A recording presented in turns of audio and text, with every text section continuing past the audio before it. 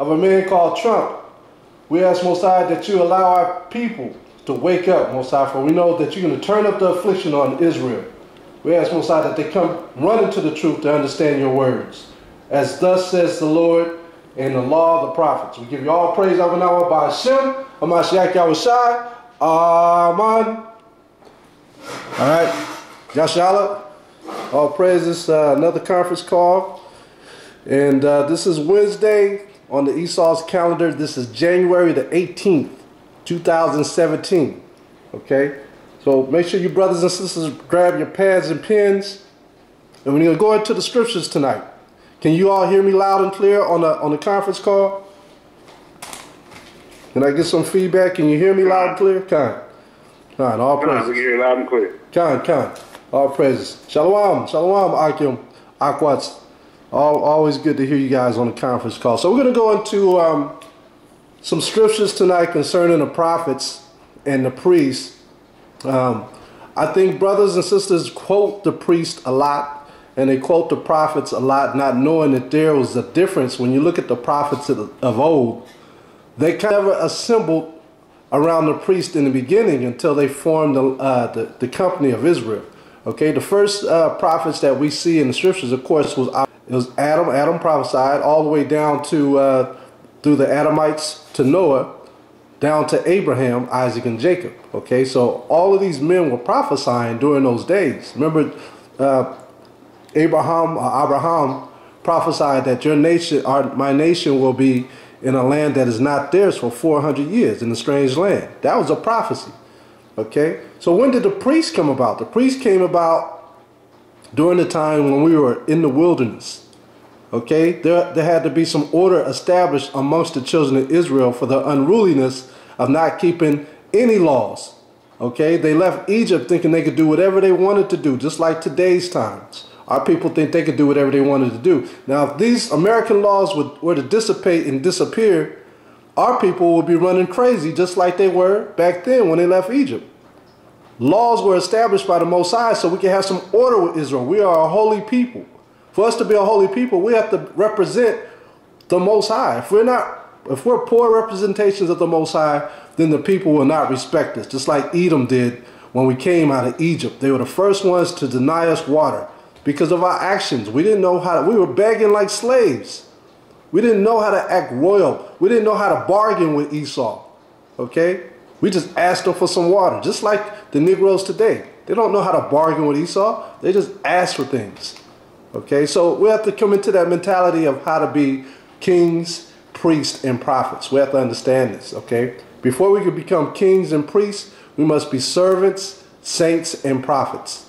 We have to be that way first, okay? When you look at Moses, when he left Egypt and he went into the wilderness and he dwelt among Midian, he learned the ways of a sheep herder. He had to humble himself. The Most High claimed that Moses would be a prophet, okay? And when Moses said that he could not speak properly, he used Aaron to be, what? His speaker. So that made Aaron, what? His prophet, okay? So back then we didn't have priests. So let's go into the scriptures. Let's go to Colossians chapter 3, verse 17 before I get deeper into it. Colossians chapter 3, verse 17. And whatsoever you do in word or deed, do all by Hashem, Hamashiach Yahawashi, giving thanks to the Abanawa, the Father by him. All praises to the Most High by Hashem, Hamashiach Yahawashi. So let's go into the scriptures first. And what we're going to do is go to the first area where a prophet was actually said to come out of the loins of our forefathers. And where we're going to go first is Deuteronomy chapter 18. Deuteronomy chapter 18 and 18, because there was a difference between prophets and priests. And this was a big war of words. This was a war of words when Yahawashi was on the earth dealing with the Pharisees. It was a big war on words and play on words with this. Deuteronomy chapter 18, verse 18. I will raise them up a prophet from among their brethren. What brethren? Israel. Like unto you. And will put my words in his mouth, and he shall speak unto them all that I shall command him. So who was the person that was going to come? This was the prophetic This was a prophetic prophecy that was coming out. So basically, he's telling us that the Most High already had intellect that he was going to send his son into the earth at a latter time. Okay, because this was not talking about Moses at this time. This was not talking about any of the minor prophets or the major prophets. Okay, understand that the Most High only called one man in the Old Testament a king and a priest. And we're going to read on. It says, verse 19, and it shall come to pass that whosoever will not hearken unto my words, which he shall speak in my name, I will require it of him. But the prophet which shall presume to speak a word in my name, which I have not commanded him to speak, or that shall speak in the name of other gods, even that prophet shall die. So what was said out of the prophets had to come directly from the Most High. It couldn't be something that you felt that you should say. It had to be something that came directly from the Most High. Understand? They were basically, like I always use, they were a conduit, or they were an instrument for the Most High to use to get out his words. Remember, Israel was very oral back in those days. They didn't hardly read anything. Right? They were oral people. So when you look at the first king and the priest that was in the Old Testament, who was that? Most of you brothers know who this was. Who was the first king and priest in the Old Testament? And I'm saying king and priest in one man. Who could that possibly be? Any takers? Okay, if there's not any takers, let's go to Genesis chapter 14. I'll show you who that one priest and king was in the Old Testament. Genesis 14.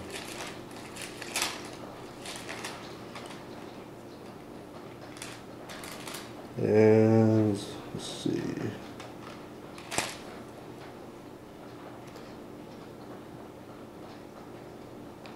Genesis chapter 14 and verse 18. When you go to Genesis 14 and 18, it says, and Melchizedek, king of Salem, brought forth bread and wine, and he was the priest of the Most High thy power. So not only was he a king, he was a priest. Get this, he was the only one that was a priest and a king. No one ever filled that since the days of Melchizedek. The only one that fulfilled that was Hamashiach Yahawashi. Okay, he's the only one.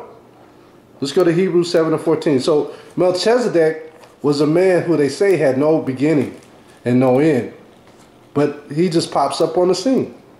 He was actually a priest and a king from Salem. Back then they called Salem what is now known as Jerusalem. Okay, Yarusalem. All right. And basically Yarusalem means thank you for peace. Let's go to Hebrews 7:14. Hebrews 7 and 14. Hebrews 7 and 14. For it is evident that our power sprang out of Judah, of which tribe Moses spoke nothing concerning priesthood. When you read Deuteronomy 18 and 18, he didn't say what tribe this brother was going to come out of. All right? And the brother was a brother of Israel, out of the 12 tribes of Israel. And it says, and it is yet far more evident, for that after the similitude of Melchizedek, there arises another priest, who is made not after the law of a carnal commandment, but after the power of an endless life. All right, so he brought understanding to the law. Okay, it wasn't a carnal thing when he showed up. Even with the temple, he said, I could rebuild this temple in 3 days. He wasn't talking carnally. He was talking spiritually. He had to raise up the children of Israel spiritually. Okay, so it was never carnal. Just like the laws in this day and time are spiritual. In order for us to understand them, we have to have a spiritual mindset on keeping these laws today. Because there's no way we're going to have the tithings or the sin offerings or the flour offerings or the wine offerings or the sheep offerings. We're not going to have all that here. Those are sacrifices that are done away with. So Christ came to bring a better and new covenant, meaning all we had to do was understand the law spiritually and do them to the best of our ability. Okay, that's what he brought. Now, when we get to Yahawashi, not only was he a king or a priest, but he was what? What else was he? He was a prophet as well. Okay, so now you have Yahawashi, not only was he a king, priest, but he was a prophet. Okay, show me a brother in the scriptures that was like that. King David was a king, but he was not a priest. King David was a king and a prophet. He did prophesy. Saul also prophesied, and he was a king, but none of them were priests. Okay, it was impossible to be both. When you went against that, I brought out a scripture before. I think it's in where is that? 2 Samuel or 2 Chronicles, I believe. 2 Chronicles chapter 26, where there was a king. Let's go there real quick. 2 Chronicles chapter 26.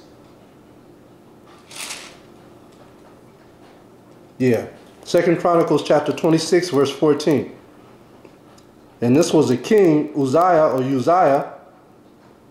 It says, and Uzziah prepared for them throughout all the house shields and spears and helmets and habergeons and bows and slings to cast stones. And he made in Jerusalem engines invented by cunning men to be on the towers and upon the bulwarks to shoot arrows and great stones withal. And his name spread far abroad, for he was marvelously helped till he was strong. So I only read this part for you to understand what type of man this was. Okay? Now I'm going to tell you what happened.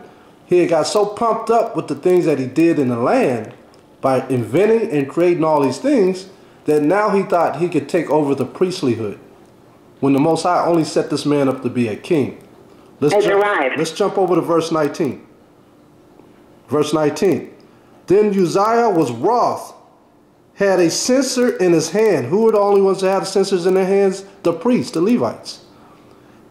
To burn incense.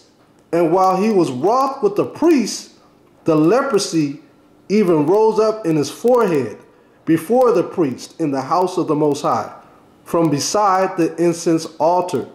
So in this manner, he tried to take hold of the priest's censer to light the incense. That was a priestly office. When you read the book of John in the New Testament, the Gospel of John, his father, Zacharias, that was his office, to light the incense in the altar. When you read, okay? So here's the king trying to take over that office of a Levite. And the Most High struck him down with leprosy in his forehead. Okay? So the Most High is serious about this order. No one can just take this order and say, this is what I am. The Most High has to deem that on our people. Okay? So right now, like I said, what we are servants, saints, and possibly prophets if the Most High deems that. Okay? So we just got to understand how the Most High rolls. Let's go to, let me show you a few examples where the Most High called Moses a prophet. Okay, and I want to show you this because remember the line that Moses came out of. Did he not come out of the line of Levi? Okay, Levi means lawyer. But prior to becoming priest, the Most High had to set Moses up to be what? A prophet. So we could get out of Egypt. Let's go to Exodus 7:1. Exodus chapter 7, verse 1. I'll read this one first, and this is speaking about Aaron. Then it says, and the Most High, YAHAWAH, said unto Moses, see, I have made thee a god to Pharaoh, and Aaron thy brother shall be thy prophet. He said Aaron's going to be whose prophet? He's going to be Moses' prophet. Okay? The Most High made him a god to Pharaoh. Okay? He didn't make him the God of all gods. No, he made him a power on the earth. And to Moses, he made Aaron a prophet to Moses. So basically, what was he doing? Speaking for Moses. He was speaking for Moses. Moses would get the message, deliver it to Aaron, and Aaron would deliver it. So Aaron was acting as a prophet. He was just acting. He was in an acting position. He was never a prophet. After this verse, you don't see Aaron making no more prophecies. All right? When they get in the wilderness, Aaron made no prophecies. He actually failed a couple of times by building the calves. But he made no prophecies. The Most High was strictly only dealing with Moses as a prophet. Okay? Let's go to Numbers chapter 12. See, this is what we have to understand. The Most High sets up his prophets. Aaron didn't have the feeling to go up against Pharaoh. That was Moses. He knew something wasn't right. He went searching for the Most High. Aaron never went searching for the Most High. That's why I said you have to search for this truth in order to get it. Moses searched for it. Okay? He knew something wasn't right with the way he was living in the Pharaoh's house as a young man. Numbers chapter 12, and let's go to verse 6. Numbers chapter 12, verse 6, and this is the argument between Moses' sister and his brother, complaining about Moses being a prophet to the Most High. All right, and this is where Miriam, his sister, got struck down with leprosy as well. So if you try to come up against someone who's prophesying, this could happen to you too. You could possibly get leprosy. Leprosy is not done away with, still around. Numbers chapter 12, verse 6. And he said, hear now my words. If there be a prophet among you, I, the Most High Yahawah, will make myself known unto him in a vision, and will speak unto him in a dream. My servant Moses is not so, who is faithful in all mine house. All right, so he's calling Moses his prophet, his only prophet. Miriam was never his prophet. Aaron was never his prophet. Remember, he made Aaron a prophet to Moses. Okay, that's pretty heavy. That's how much he loved Moses. Okay, remember, he was going to destroy all the children of Israel when they were in the wilderness. It was Moses that stood up to the Most High and said, remember your covenant that you made with us. It was Moses that stood up. Nobody else stood up for us. The angel was about to smite him. Let's go to John chapter 7, verse 45. John 7:45. That's why I said it's a great thing to be in this truth. You know, to know who you are, to be searching for who you are, to find out more information. It's a beautiful thing. John 7:45. John 7:45. It says, then came the officers to the chief priests and Pharisees, that they said unto them, why have ye not brought him? The officers answered, never a man spoke like this man. They're talking about Hamashiach Yahawashi. Okay. Then answered him the Pharisees, are ye also deceived? Have any of the rulers or of the Pharisees believed on him? But this people who knoweth not the law are cursed. So here the Pharisees are talking about the Israelites and the Pharisees that believe. These Pharisees are talking bad about him. They're saying these people don't know the law and they're following Christ, Yahawashi. You know, they're saying he's an unlearned man. But look at some of the questions they ask him. Okay. Let's go to 52. Let's read this. It says, this is John chapter 8, verse 52. They answered and said unto him, art thou also of Galilee? Question. They were asking Hamashiach. Search and look, for out of Galilee ariseth no prophet. So why are the Pharisees saying this to him? They're trying to slander Yahawashi.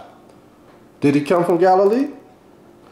All right. Did these Pharisees really know what they were saying? Because when you really search the scriptures, I don't know if you brothers and sisters know, but there was 5 other prophets that came out of Galilee.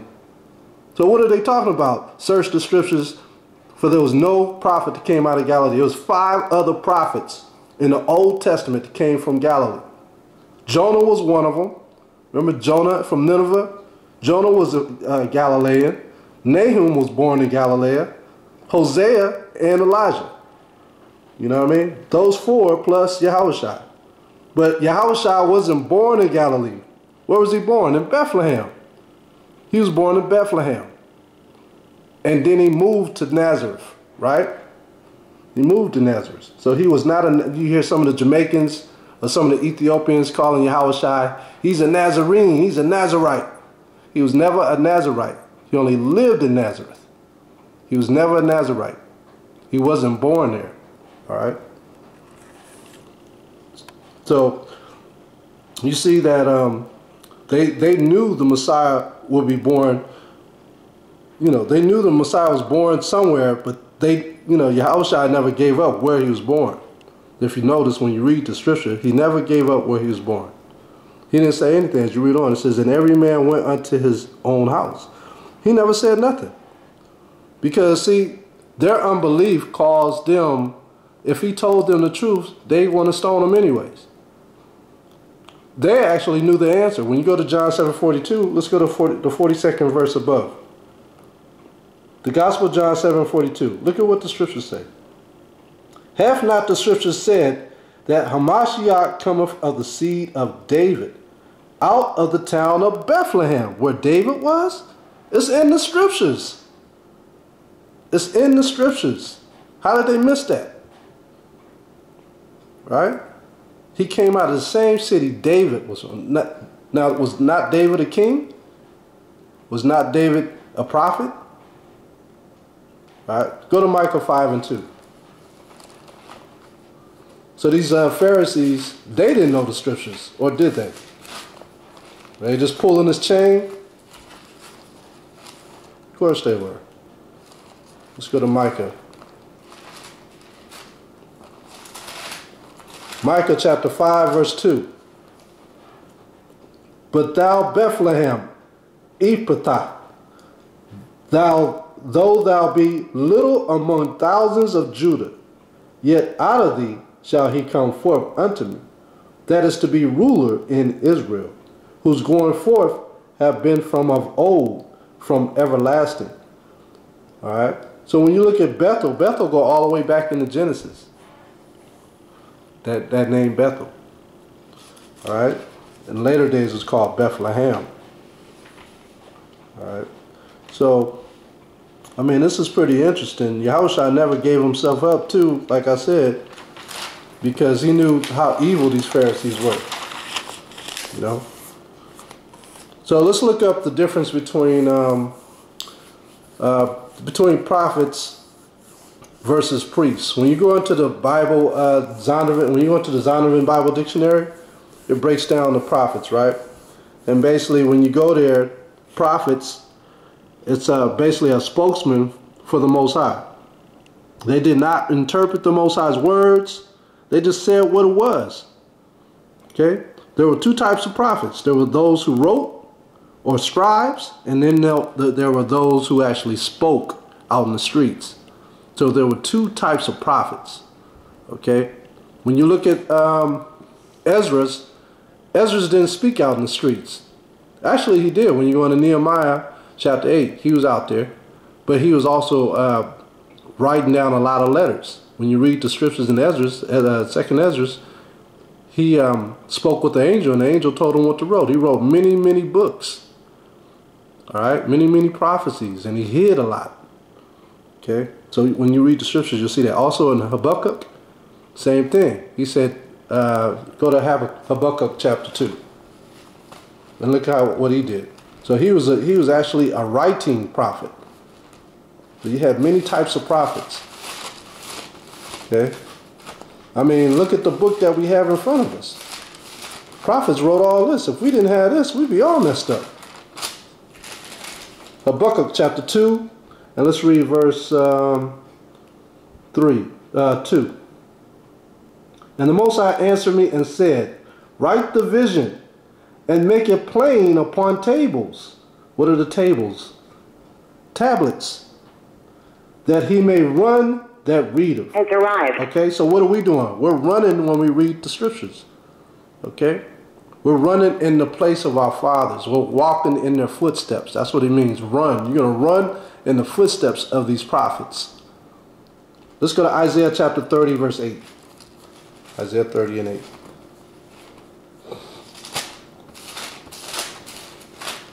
See, people make this harder than what it is. It's not that hard. You know, to walk in the footsteps of your fathers is easy. People say that all the time. Walk in the footsteps of your father, and your father walked in evil ways. I went to a funeral today, and it was the brother that I spoke about that was in a motorcycle club. He was known from all over the place, man. And even Hell's Angels came to this brother's funeral, all right? And right there in Oakland. And One thing that I heard was an older brother got up there, about 80 years old. He said, my son is following in my footsteps, riding bikes. All right. So, I mean, you hear something like that, you following him in what? Evilness. If his father lived there, I mean, his father is living a long time, but like the scriptures say, not what I say, the scriptures tell you that sometimes the Most High let a man live a long time just so he could repent. There's that much mercy on some men for the Most High to allow them to repent. All right. So Isaiah 30 verse 8. Isaiah 30 and 8. It says, now go, write it before them in a table, and note it in a book, that it may be for the time to come forever and ever. So Isaiah also wrote it in a book. That's why we're reading from it. So prophets, this is what they did. They were scribes, and then they were vocal with it. Let's look at what the priests are. Let's look at the difference. So just to give you a note, when you look at prophets, prophets are not only just prophets, but they're also servants. They're apostles. Okay? And they all come out of the bubble of being saints because they're all Israel. All of Israel are saints, according to Psalms 149 and Psalms 148. So let's look at priests. All right? So priests were those who had administrative offices. Like the Levites, they had administrative offices, right? Like what we just read about the censer, lighting the incense. That was an office. The sacrifice, that was an office. To clean the temple before the feast day and after the feast day, that was an office. To run the water for the bathtubs after the Sabbath day, that was an office. Okay, and those offices rotated. They rotated. You didn't always do the same office. You might do it for 3 months, maybe 6 months, or a quarter, 2 quarters, and then it rotated. All right. So when you look at the priests, like I said, they had offices where they performed sacrifices, or where they did various things. But most importantly, the priests were supposed to represent the people. If they went up against another kingdom, the priests were the ones who go before that kingdom and talk to their kings and so forth. Okay, not the prophets. It was always the priests. They were the leaders. So they weren't like Alexander the Greek. When he came down to Jerusalem, it was the priests that went to him. Okay, that spoke with him. All right, and you see that in a lot of the movies that come out during Easter with when they come up with the Jesus Christ movies, and they show the priests going to the Roman kings, Pontius Pilate. All right, it was always the priests that went to the leaders. Okay, and so you had a lot of bribery going on there, right? Had a lot of bribery going on there. People wanted to get, you know, going in for filthy lucre to get rich. All right, so let's go to, so I mean, the main point is you should know the difference between these two when it comes to priests and prophets. You must know the difference between these two. Let's go to Jeremiah 7 and 25. Jeremiah 7. And we're going to read verse 25. Jeremiah chapter 7, verse 25. Since the day that your fathers came forth out of the land of Egypt, unto this day, I have even sent unto you all my servants, the prophets, daily rising up early and sending them. The prophets only went to Israel to warn them, to give them a change of heart, to do righteousness. The prophets never went to other nations.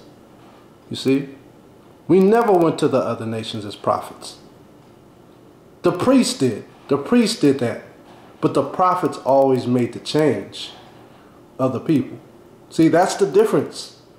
When we go out there and speak, people think, oh, you're supposed to be speaking to everybody. No, we're only speaking to Israel. The prophet's job is to wake up Israel, to make them think about their wickedness. That's the difference. Let's go to Jeremiah 16 and 16. Jeremiah chapter 16, verse 16. Behold, I will send for many fishers, saith the Most High, and they shall fish them. And after will I send for many hunters, and they shall hunt them from every mountain and from every hill and out of the holes of the rocks. Those are not priests. Those are prophets. Okay, the priests are not going to do that. All right, the priests are the ones in fine linens that like to stay inside the sepulchre. They're the ones who take the offices. But the prophets do the dirty work. They go out and they fine everyone. Remember what Yahawashi said? Go not into the way of the Gentile, but go rather to the house of Israel. The prophets went to Israel. They didn't go to everybody else. All right. Let's go to Luke chapter 11, verse 49. Luke chapter 11, verse 49. Luke chapter 11, verse 49. Therefore also said the wisdom of the Most High, I will send them prophets and apostles, and some of them they shall slay and persecute, that the blood of all the prophets which was shed from the foundation of the world may be required of this generation. Now, who slayed all the prophets? Was it the other nations? No, it was Israel. We can't blame all other nations for slaying the prophets. It was our own people. Right? So just like our forefathers got slayed out there in the streets, it's possible brothers out here could get slayed on the streets pushing this word to their people. That's why a lot of the brothers, when you watch YouTube and you see a lot of brothers in these camps, most of them go right downtown. They go right where the Gentiles are. They don't go in the hood because this very thing, they could get persecuted, they could get killed being in their hood. They know how wicked Israel is. Israel pull out a gun on you in a minute and shoot you. Shoot you down without even thinking twice and walk off and start chewing bubblegum, popping bubbles. No problem. That's Israel. Wicked. But don't think that them brothers that's on YouTube know that. They go into San Francisco, they go in downtown New York, but they will not go in the hood. That's where they will not go. And that's where our people need it the most. Right? That's hard work. 51, verse 51. I mean, and you know, a lot of brothers knock camps, but it's not really about camps. It's about waking up our people. I mean, take a marker and mark it over the camps. That's done. It's just like brothers sitting in their house. Are you not teaching on YouTube to the people? We're just, all the camera is just an eye so everybody can see what's going on with Israel. That's all it is. You should be happy that brothers out there speaking or in their houses teaching or talking to one another or talking over the phone to one another. That is a blessing because this word is spreading. Okay? It's spreading amongst our people. It's an underground event. It's not going to be televised. It's an underground event. Let's go to Luke. Let's read the 51st verse. It says, from the blood of Abel unto the blood of Zacharias, which perished between the altar and the temple, verily I say unto you, it shall be required of this generation. This generation is going to pay for what happened to their forefathers. All these people who are not listening to this word, they're going to pay for what happened to their forefathers. Again. Let's look at the passage in the Apocrypha. Let's go to Tobit. Let's go to the book of Tobit, chapter 4. And let's see how the prophets operate, how the Most High set this whole thing up. The book of Tobit, and let's go to, some of y'all may have heard this before, but it needs to be brought out. Tobit chapter 4, verse 12. Tobit chapter 4, verse 12. It says, beware of all whoredom, my son, and chiefly take a wife of the seed of thy fathers, and take not a strange woman to wife. What is a strange woman? Someone of another nation, not of Israel. Someone of another nation. It says, which is not of thy father's tribe. He made it even a more distinction out of it. He broke it down even more. For we are the children of the prophets. See? We're the children of the prophets. Nor, it didn't say we're the children of the priests. It says we are the children of the prophets. That's the difference. People say, oh, ain't no more prophets left. Well, you're the children of the prophets. Tell them that. You're the children of all the prophets that were slain down. All right? Noah, Abraham, Isaac, and Jacob. Remember, my son, that our fathers from the beginning, even that they all married wives of their own kindred, and were blessed in their children, and their seed shall inherit the land. Now, therefore, my son, love thy brother, and despise not in thy heart thy brother or thy people, in not taking a wife of them. For in pride is destruction and much trouble, and in lewdness is decay and great want. For lewdness is the mother of family. Because you're going to hate, if you marry a Gentile woman, and you come to this truth, you're going to eventually end up hating her, you know, especially if she's taking you through the ringer. All right, remember what Yahawashi said? You can only love one master out of the two. Either you'll love one and hate the other. So when you love Hamashiach Yahawashi, anybody who opposes Yahweh, you're going to end up hating that person, man. You're going to want to get far away from them because they're not following the ways of the Most High. You can only love one master. All right? Let's go to, and this is what the Christians don't understand. Christians, if you look at Christianity, they go hand in hand with each other. There's no friction in between it. There's nothing that says, hey, you know, I'm going to separate from you because you're just not following the commandments at all, no matter how many times I show it to you. You know, Christianity is not like that. There's no friction. All right, until you bring this truth. Let's go to 2 Ezra chapter 1.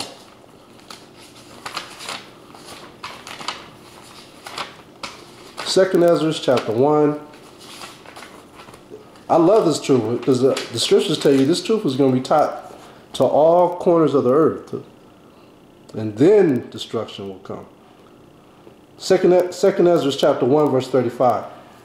It says, your houses will I give to a people that shall come, which not having heard of me, yet shall believe me. What's the house? It says your houses. What's your house? Don't you know your family is your house? The house of Israel. All right? You got daughters, sons, a wife. That's a house. A bayath is what they call it in the ancient Hebrew. Bayath means house. All right? It says, to whom I have showed no signs, yet they shall do that I have commanded them. They have seen no prophets, yet they shall call their sins to remembrance and acknowledge them. See that? They haven't seen no prophets of the past. Right? If people knew that Abraham was standing out there on the streets, don't you think they would get their bags and run to him at any hour? Whether it be 2, 3 o'clock in the morning, they'll be out there, rain and snow. If they knew that Abraham came back from the past, was on the corner, they'd be out there talking to him. That's why it says these people are not going to understand this truth. They're not going to know the words spoken by the children, which is a song. What it is a song. It's a new song being sung. Okay? It says, I take to witness this, the grace of the people to come, whose little ones rejoice in gladness. And though that they have not seen me with bodily eyes, yet in spirit they believe the thing that I say. See? And now, brother, behold what glory, and see the people that coming from the east. Where are we at? We're in the west. How they going to leave the east? They're going to leave the east and come to the west. It says, unto whom I will give for leaders Abraham, Isaac, Jacob, Hosea, Amos, Micah, Joel, Obadiah, and Jonas, Nahum, Habakkuk, Zephaniah, Haggai, Zechariah, and Malachi, which is called also an angel of the Most High. Right, it's a spirit. It's a spirit that's moving, that's causing you to understand that the spirit that's coming out of them is of the Most High. That's that angel. It's the spirit that we're speaking. The spirit, the word that I'm saying right now is the spirit that's coming out to keep you guys posted on finding out what the Most High is saying through his scripture, through his words. Right? So we're going to follow the prophets. Now, look at Matthew 5 and 17 and tell me if you see a difference now. Matthew chapter 5 and 17. It says, Matthew chapter 5 and 17. It says, think not that I have come to destroy the law or the prophets. Now, do you understand something? The law and the prophets had to be fulfilled about Yahawashi coming on both sides. Okay? That should make a little more sense to you now. We've been over the difference between prophets and priests. It don't say the priests. It says, I am not come to destroy, but to fulfill. Okay? For verily I say unto you, till heaven and earth pass, one jot or iot or one tittle shall in no wise pass from the law, till all be fulfilled. Whosoever therefore shall break one of these least commandments, and shall teach men so, he shall be called the least in the kingdom of heaven, like Eddie Long was the least in the kingdom. Y'all know what the least in the kingdom means, right? That's the lake of fire. Y'all know that, right? The least in the kingdom is the lake of fire. All right. But whosoever shall do and teach them, the same shall be called great in the kingdom of heaven. Has arrived. For I say unto you, that except your righteousness shall exceed the righteousness of the scribes and Pharisees, ye shall in no case enter into the kingdom of heaven. So it's telling you what? We got to pass the scribes and Pharisees to follow what? Back up to 17, the law and the prophets. Right? Because the Pharisees, they were gainsayers. We saw that when they called Yahawashi, they said, for no prophet comes out of Galilee. That was a gainsayers. We got to be better than that. Spiritually, we got to be better than the Pharisees. All right. Let's go to Philippians chapter 4. Philippians.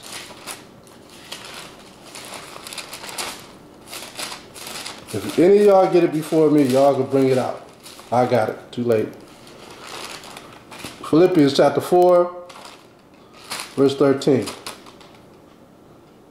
I can do all things through Hamashiach, which strengthens me. Right? So what does that mean? I mean, we're going to follow his ways. What was his ways? He followed the law and the prophets. We could do everything through the Most High, the way that he showed Yahawashi. Let's go to Shayach in the Apocrypha. Has left the conference. Shayach in the Apocrypha. And let's see. Everything we do is through him. Let's go to Isaiah 8 and 20. Isaiah chapter 8. Isaiah chapter 8 verse 20. To the law and to the testimony, if they speak not according to this word, it is because there is no light in them. What's the word? The law and the testimony. Okay, we got to follow that. Look at verse 16. It says, bind up the testimony, seal the law among my disciples. So we got to keep this law. So whoever follows YAHAWAH follows this. We got to keep the law. When we read Matthew 5 and 17, he said what? He says the law is not destroyed. The law and the prophets, the testimonies of the prophets. Right? Let's go to Shayach 24 and 22. Shayach chapter 24 verse 22. It says, he that obeyeth me shall never be confounded, and they that work by me shall not do amiss. So we're not going to mess up if we follow him. All right? If we follow the Most High is going to bless us. It's simple. Look at verse 23. All these things are the book of the covenant of the Most High thy power, even the law which Moses commanded for an inheritance unto the congregations of Jacob. Everything was for Jacob. Everything's for Israel. Can't stress that enough. Because if we let one little Gentile in, they're going to think that all the Gentiles can get in. We got to focus on Israel first. If we had a building and we allowed Gentiles to come to the church, guess what would happen? They would take over the church. They'll be usurping authority over the Israelites. It's just their nature. You know? And the Israelites will never bloom or blossom to the full extent of understanding. Based on that. That's why the Most High wants Israel to get this first, because they're a destroyed people. Okay? Nothing wrong with Gentiles learning, but Israel must get it first. Okay? That's why we look at brothers who got all these Gentiles in their school, when the Most High tells you in the scriptures that he sent his prophets to Israel. He never sent them to everybody else. It was always Israel. Prophets were meant for Israel. They were not meant for the other nations. The priests were meant to talk with the other nations. That's why when you look at Paul, how many languages did Paul speak? He spoke 7 languages. Why? So he could talk to the other nations for Israel. Okay? Our priests were highly intelligent. They were highly intelligent men.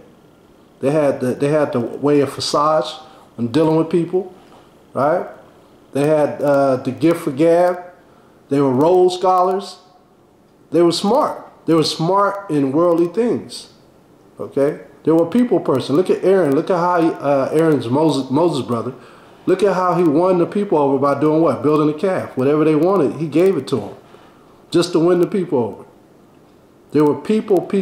They were not prophets of the Most High, so it was easy for them to go off. Look at King David. Who came to King David and told him his error? It was Nathan the prophet. It was Nathan that got him straight, not the priest. The priest was scared of King David, okay, because of his power, his influence. So the prophets are going to set Israel straight today, not the influence. If you look at the preachers today and the priests today in the Christian churches and Islam and so forth, they're influential people too, based on money. But they are not influential from the Most High to give us what we need, our nourishment from the Most High. They don't know how to give that to us.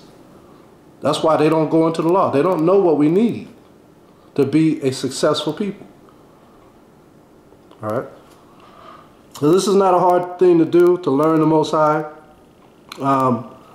Let's find shame and contempt, or the least in the kingdom, like we read earlier. Let's go to Luke chapter 16. Because Matthew 5 and 17 says, you will be the least in the kingdom. So we're going to go to the book of Luke. And let's find out what Abraham is going to tell this brother in this parable that Hamashiach is talking about. Luke chapter 16. Luke chapter 16, verse 24. Yeah. And it says, and he cried and said, Father Abraham, have mercy on me, and send Lazarus over. First, you got to understand what's going on here. There was a rich man versus a poor man. Rich man died. Poor man died. Poor man ends up at Abraham's bosom. Rich man ends up in a chasm on the other side of a place called Abraham's bosom. Okay, where he can't get from that place to Abraham's bosom because of this chasm in the middle. So we're going to start at 24. It says, and he cried and said, Father Abraham, this is the rich man, have mercy on me, and send Lazarus, the poor man, that he may dip the tip of his finger in water, and cool my tongue, for I am tormented in the flame. But Abraham said, Son, remember that thou in thy lifetime received the good things, and likewise Lazarus evil things. But now he is comforted, and thou art tormented. All right? So he's telling you right here that this is the least in the kingdom. This rich man became the one that was tormented. Look at Revelation 20 and 13. Let's come right back. Let's find out who was tormented in the end times. Revelation 20 and 13. Revelation 20 and 13. And it reads, and the sea gave up the dead which were in it, and death and hell delivered up the dead which were in them. And they were judged, every man according to their works. So this rich man was judged according to his works. And death and hell were cast into the lake of fire. This is the second death. So this is where this man is going. I mean, it's just a spiritual, it's a spirit world. He's just awaiting that time for that trumpet to be blown so he could go where? To the lake of fire. It says, and whosoever was not found written in the book of life was cast into the lake of fire. See that? So remember, this is just a parable that Hamashiach was given. All right. So let's go to, so this is the least in the kingdom. Let's go to Hebrews 2.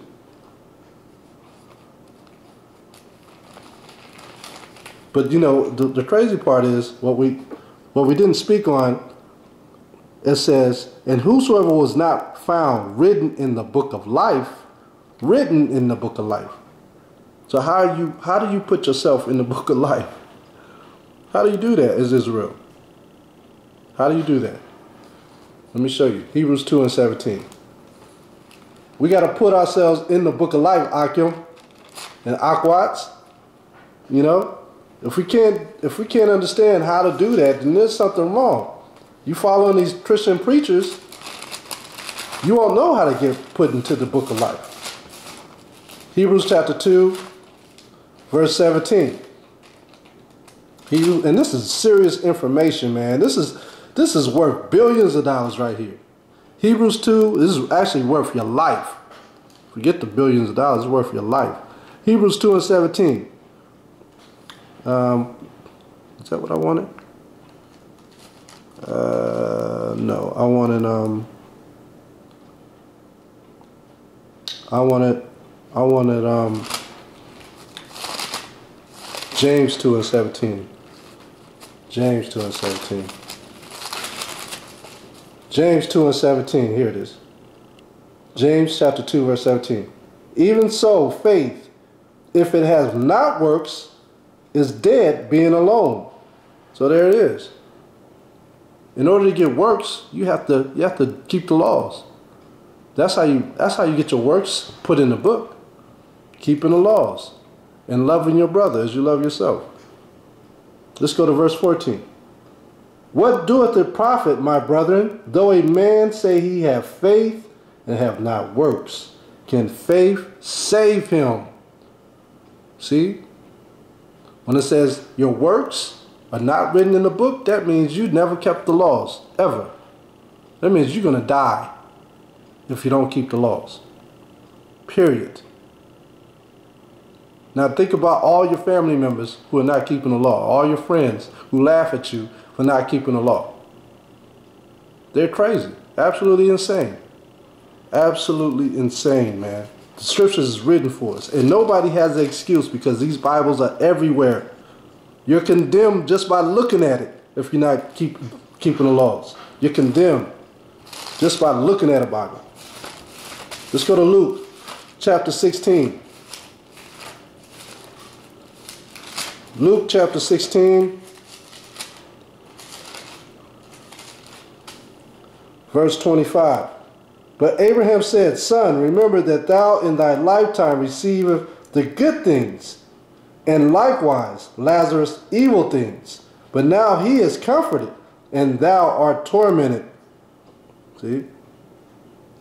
Let's read on. And besides all this, between us and you there is a great gulf fixed, so that they which would pass from hence to you cannot, neither can they pass to us that would come from thence. Then he said, I pray thee, therefore, Father, that thou wouldst send him to my father's house.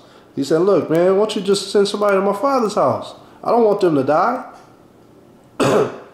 It says, for I have five brethren, that he may testify unto them, lest they also come into this place of torment. See that? Abraham said unto him, they have Moses and the prophets. Wait a minute, here we go again.